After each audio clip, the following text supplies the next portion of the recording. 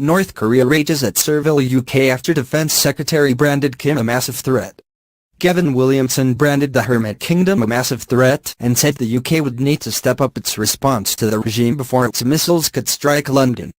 But in an angry tirade today, a spokesman for the North Korea-Europe Association hit out at the SERVILE UK. He raged, "Our nuclear force would not pose any threat to any country in region as long as the interests of the DPRK are not infringed upon." Nevertheless, the British Defence Secretary is crying out that our nuclear force is posing a threat to the UK. This cannot be explained in any other way, but as a servile act of Britain to give a good impression to the US. Speaking to the Evening Standard this week, Mr. Williamson insisted more had to be done to target the tyrannical regime. He told the paper, "North Korea is a massive threat, they are a real danger to this country. They are currently on the pathway to have ballistic missiles that could strike London. This isn't just a problem for the United States, this is a global problem. Britain has to step up in terms of dealing with it. There are threats emerging right around the world."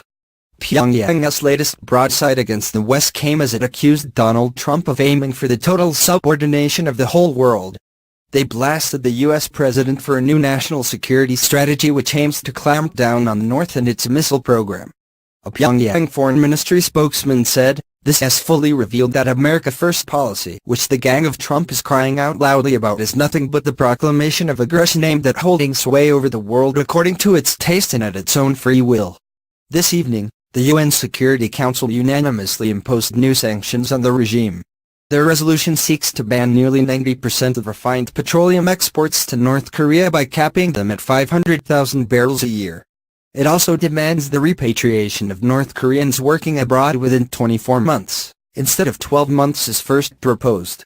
The U.S. drafted resolution, which passed by a vote of 15-0, would also cap crude oil supplies to North Korea at 4 million barrels a year.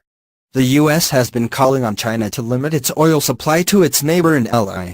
Nikki Haley, the U.S. ambassador to the UN, said of the resolution, "It sends the unambiguous message to Pyongyang that further defiance will invite further punishments and isolation." Last month, North Korea said it successfully tested a new intercontinental ballistic missile in a breakthrough that puts the U.S. mainland within range of its nuclear weapons.